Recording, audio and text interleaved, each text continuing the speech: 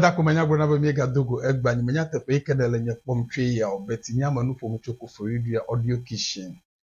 studio enye tepe ikemele nu pom la gapopo ya ma yema dongo glova yibe nya pa nu pom yi ikemi okunye ya yemele edo omeda kumenya gona yu amada marana aga yu amade mototogbi akosu adenlia bele gbo wundi ya yene yehowa mawolo abaga bo no ge trauma abemia fia no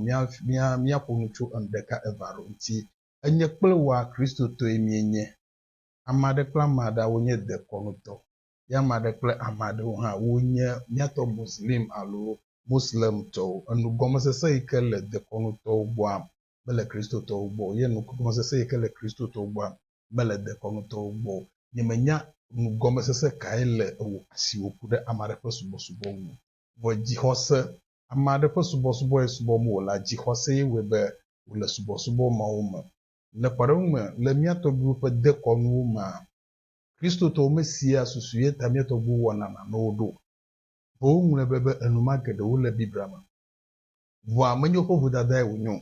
ala be ameyo kenye osofo le wunuwa wo wi mele emoyo le bo watua mele momato mo ye webe na nulia enye gomsesia esese na amado egba meji mi agere mi akode konu ma abia mi arokubo susu kata mi atogbo wona enuma otogbo do maham na no le mi le wowom egba ike mi gro na benye de konwa enye susu dade ade ike mi atogbo cho he dade be kekeme po mozozoa bubu bele seji wowo na no enuma unti enuma ta wo dese ma dade do lia menye ede konwe wonyo ke bobe amonwe to ike ji watu be de viwa so be kogom anya be ese bele dodoji wowo alo nya ji wowo ye webe enumo ogede woli ta ne geger goro me deka negere kristo to gba oba majebe ntuna de nyonu evo enye lu ike o chitrelenti gogogo bo be bi enye be susu kata enya to gbo odi asoro evero ne mi gere de kon ma ko be le gomajeje afi amajuru kose na va nya petrono wo we plodu wo we nya mayo ko fonti ko tede yehowa ma wonti kurukuru ye no funu ofo nufua evanama nyase anya iko gloa evanama nenye be amade le do le mi onye gbogbom do yo de wo kekeke monyunyu mo no yide etrono ma ogboa etrono no magere egbeme efunu kple amagbe tso amagbe vea eleba mama na fon susukata wole ne mado elabe ekonyinyi to he ade no wuma de kekeme pesewoji uma dana de yehowa ma wo pesewoji o yo mo wonu von de susumata uma die soro ha elabe ji hose nyebe amagbeto de sia de ke desoro yo divia kadodo mi ke lo kple maudumia edana roji mi gegegere susuyeta mi atogbo die esro eve mi atogbo de esro eve pre susube le gomejeji a ntu mo subo lanyigba eji ye le mayi ha ntu podo wa yenye no ekehie elabe gabo mama anyigba beble wo be abawo letoto no ayi ta eva we be zigedia mi atogbo odie nyonu eve eton enne elabe nyonu sogbo gabo mama ta kro susube wato no vijin kaba be upe du koy ke tumola na keketa dokola be ne mi gere yevo be common sense a nenye be nenye elanyela na twebe enyi plenyi bobo alu anla lo gbo be enyi lapom ye ne di be gboma ye pe gbomo no so gbo alu anla ma no so gbo ne kaba bante o lebe na wonye be lebe na ple anla ale no abo ama enelu ama ato apla anla tu alu agbo be ka kode odomi evijiga no kata kata alebe alana soborasio edibe ya nyenyi alugbon ato aple nyi ne be galasio ati aple nyi no rekare ko amowo na aple nyi chu de kape adara odoma wole vijiga na gbogbo susuyo nye susuye ta mi atogbo trute de na nyonu eve eton ene alebe wo fuma na keketa kaba bo kristo to chitrele mi nti vo mi de bible ma le bible ma mina mi gere bible ma mi akpo moses fa gbanle atoni eta blavo voreke ukwi aton Deuteronomy chapter 21 verse 15 mina mi de tepema Deuteronomy chapter 21 verse 15. Oba yima verse screen eji. Wa me kan bi ahle vigbe moto atwa han. Bible boblon fifi la ebe nenye be ntu ade de nyonu eve. Ye wo lo do metoreka. Ye menlo eve le fe nyaw. Ye nyonu eve yo yi na ebijige na ntwie. Ye ukata wo jivi na ntwie vo. Vo anyonu ike menlo. Pe vi gbanto nye ntwie na ntwie a. Ebe nenye be ntwie pe kesino nu ma wedo a. Mekpo mo acho kesino nu ganto na nyonu ike onlo o. Kebom elebo acho kesino nu ganto na nyonu ike menlo pe vi ntwie gbanto. Elabe eya enye epe ntwie gbanto. Nui keme di magbore tepe ya konye be nenye be bibra Kristo to gbogbo be bibra enye mawu fe nya enye mawu yebre efie be esro fere dili gbogbo fi be nuka nenye be ntuade de esro eve eye wo lo de ka ye mo lo de ka o ye wo kata wo jivine ye wo domoto ikeme lo o fe vi yenye ntwie gbanto ne ye o kesino no maga to gbobe mo nyonu mo o ha ozwe evia ntuvie nye gbanto a alabe na nyi o kesino no po do me pa akpaganto. Deuteronomy chapter 21 verse 15. Moses fagban atone etabla foforeke kukuwi ato nene ma wole bibra mema kem susu kata lebe Kristo to wana titresi le de konuto ntile esrove de dem. Nemi gagire ma akpobe konu nwado le nyato gbu wona wo enlawo acho enlawo akowo konu nuye evito nye agbo anla pleto to ma vo Kristo to mesiego. Nemi gayide Bible ma medibe magayide Bible ma ne yide Moses fagban atonye tabla fo de ke kupi gbanto. Deuteronomy chapter 21 verse 1. Deuteronomy chapter 21 verse 1. Ne yide tepema Yehowa ma wo dese ne dui ke wo na be lewi to be nenye be mi fo amekuku ade de gbeme ye ame ke wo amekuku ma o mejesio enuyo lebo wa wonye be ebe edui ke tetere ame tepe ke amekuku mlo anyidoa eduma memechichi oplo povon drolawo wadi anlenwe vi ikemeji vipo anlenwe vi ikemeji vipo ayide tepe ike amekuku amlo anyido alebo wa gere egba me tepe ike nye vrema wayide tepe ma alebe wa nyeko anlevima alebo no nyeko anlevi voa wa wi wa onuka wa chukolenu wa kope vu aklasi ike fiabe enuma pe jojo alo nu kata jole tepe ma yo menya no twenti o le ma megba wato anlevia awo konyinyi alo konunu ne amekuku afiadi nenye be enuyo kata wo le bibra ma kesusu kata zbe miato gbo pe de konwa na nye enyonu na Kristo to alo do menya be enuyo kata le Bible mo enuyo nti medibe nye kuro nya bugba be nya pe de konwa susu ade tai de konwo lido alabe dukode sia de kele hehe ma alo dukode sia de kele anyigba ejia afi togbawo na chuduma gudugudu ova kere na nenti afite no tepema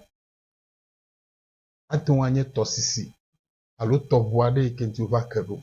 ati anye etron ade kele gbemama ati wanye aziza yo keno anyigba maji ta hafi wano anyigba maji wo sena gbedidi ado togbitu fetuma nenye bu ojone ne ma etrono fu nu kple gbogboma abie gbogboma wo fe konyinyi ela bezigedi gbogboma oblo na wo be anyigba ike jino ge mi gbona esei pleyi ya yele anyigba monti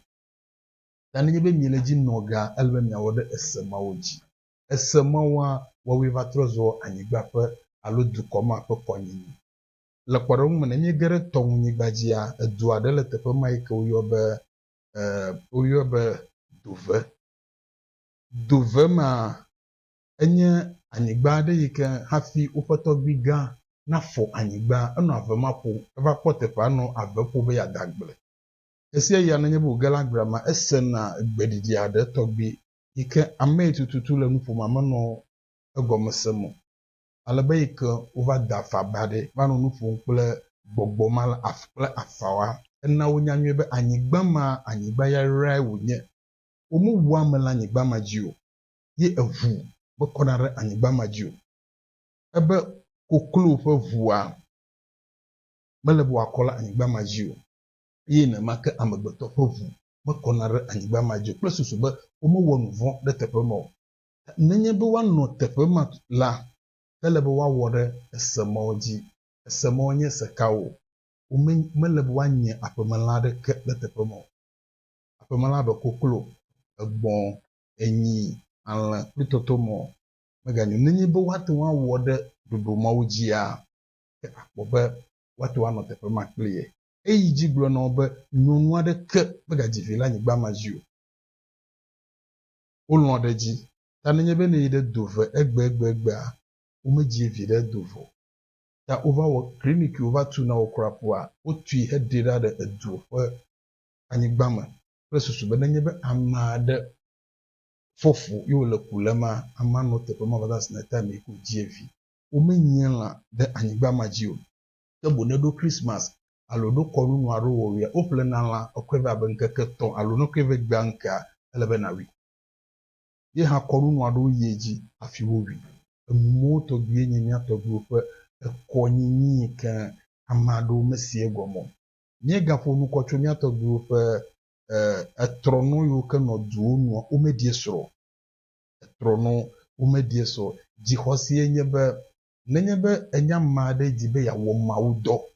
alo ya nye mawunu no la no hablibu nu yike hablibu a ne wakpo wa be mawu pe amena belebe na desura jivi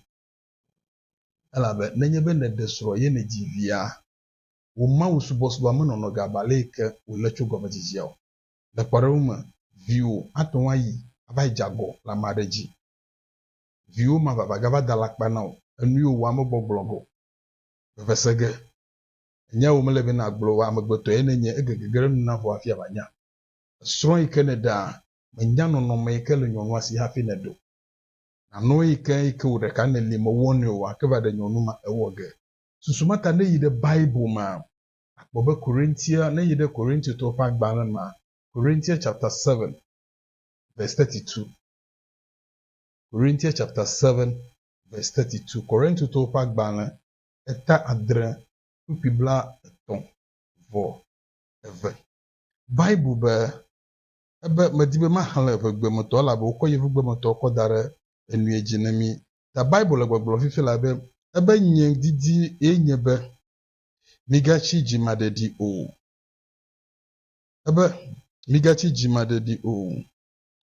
nguchu si medesro o la shiajide apetola pe dowu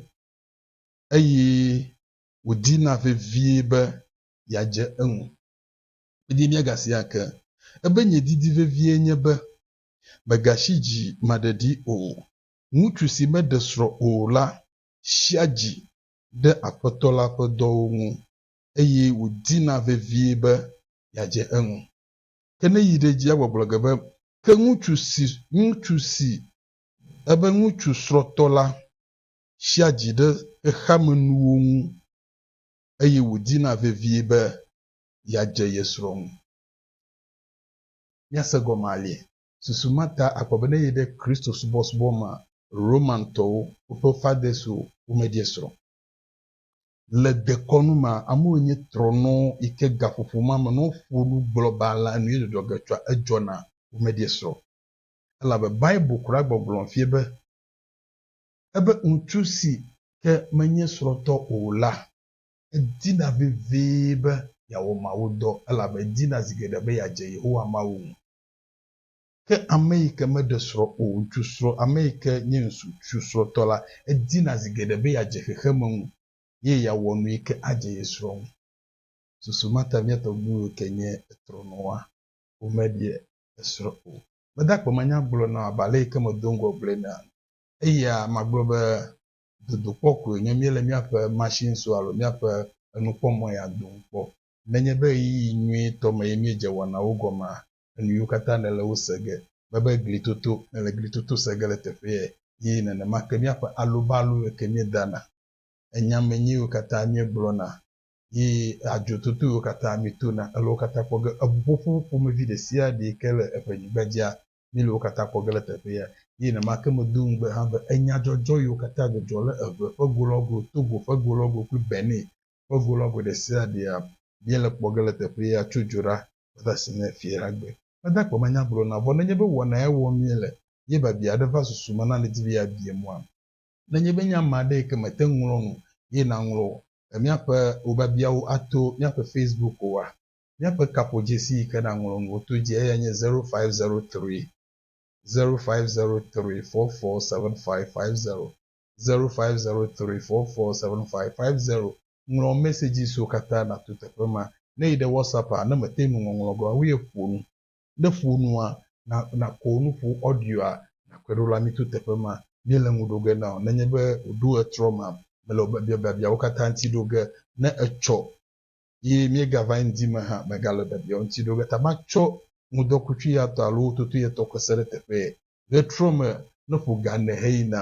míegale gudu ge eme ne nyo na ame sia ame. Bye bye.